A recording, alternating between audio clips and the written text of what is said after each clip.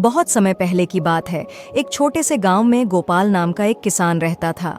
वह बेहद मेहनती और दयालु व्यक्ति था, जो अपने खेत की देखभाल में दिन रात जुटा रहता था। गांव के आसपास घना जंगल फैला हुआ था, जहां कई जंगली जानवर रहते थे, जिनमें से एक भयानक शेर भी था।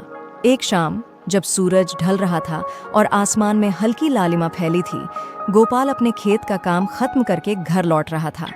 उसका रास्ता जंगल के किनारे से होकर गुजरता था, जहां पेड़ ऊंचे और घने थे। जैसे ही राघव ने जंगल के पास कदम रखा, उसे अजीब सी बेचैनी महसूस हुई, जैसे कोई उसे देख रहा हो। जंगल में एक अजीब सी खामोशी थी, पक्षी भी चुप थे। अचानक झाड़ियों में कुछ सरसराहट हुई। गोपाल का दिल जोर से धड़कने लगा। उसने अपनी लाठी को कसकर पकड़ा और ध्यान से चारों ओर देखा। झाड़ियों में से एक विशाल शेर निकलकर सामने आया, जिसकी सुनहरी आंखें सीधे राघव पर जमी थीं। शेर धीरे धीरे राघव की ओर बढ़ने लगा। उसकी पूंछ धीरे धीरे हिल रही थी, जैसे वह किसी शिकार की तैयारी कर रहा हो। गोपाल को समझ नहीं आ रहा था कि वह क्या करे। वह जानता था कि शेर से भाग पाना असंभव है। शेर की हल्की हल्की गर्जना गोपाल के दिल को दहला रही थी। तभी उसे अपने पिता की सिखाई एक बात याद आई। संकट के समय में शांत रहो और अपनी बुद्धि का इस्तेमाल करो। गोपाल ने साहस जुटाया और धीरे धीरे घुटनों के बल जमीन पर बैठ गया। उसने अपना सिर नीचे झुका लिया, खुद को जितना हो सके उतना कमजोर दिखाने की कोशिश की। शेर हैरान होकर रुक गया। उसने अपना सिर तिरछा किया और किसान को गौर से देखने लगा।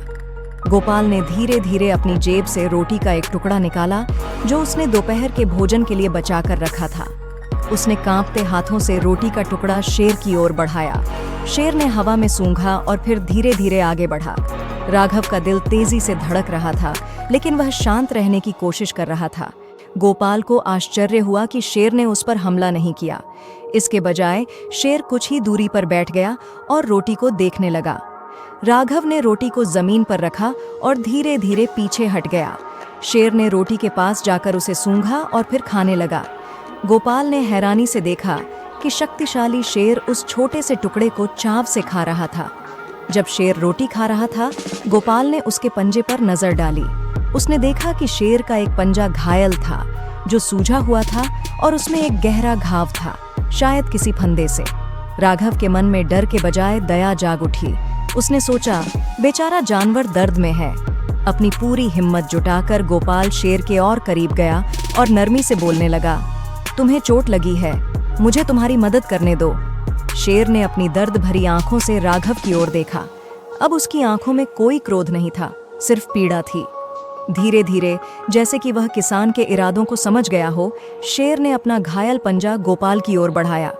गोपाल ने अपनी जेब से एक छोटा कपड़ा निकाला और कांपते हाथों से शेर के घाव को साफ करने लगा। शेर ने हल्का सा झटका दिया, लेकिन पंजा वापस नहीं खींचा। गोपाल ने सावधानी से फंसा हुआ कांटा निकाला और पंजे को कपड़े से बांध दिया, ताकि खून बहना रुक जाए। कुछ देर के लिए वहां पूरी शांति छा गई। गोपाल और शेर एक दूसरे को देखते रहे, जैसे दोनों के बीच एक अनकहा बंधन बन गया हो। अंत में शेर खड़ा हुआ। उसने अपने पंजे को जमीन पर आजमाया। उसने एक बार फिर गोपाल की ओर देखा और उसकी आंखों में कृतज्ञता झलक रही थी। फिर बिना कोई आवाज किए शेर जंगल में गायब हो गया। गोपाल कुछ समय तक वहीं खड़ा रहा। इस चमत्कार पर यकीन नहीं हो रहा था। उसने जंगल के राजा का सामना किया था और जीवित बच गया था, लेकिन उससे भी बढ़कर उसने एक घायल प्राणी की मदद की थी और बदले में शेर ने उसकी जान बख्श दी थी। उस रात जब गोपाल अपने घर की ओर लौट रहा था, तो आसमान में तारे चमक रहे थे। वह दिन के घटनाक्रम के बारे में सोचता रहा। उसने महसूस किया कि अक्सर डर हमें अंधा कर देता है, जिससे हम केवल खतरे को देखते हैं। लेकिन कभी कभी अगर हम करीब से देखें, तो हमें कुछ और मिल सकता है, कुछ ऐसा जिसे हमारी मदद की जरूरत हो। उस दिन के बाद गोपाल को केवल एक मेहनती किसान के रूप में ही नहीं, बल्कि एक साहसी और दयालु व्यक्ति के रूप में भी जाना जाने लगा।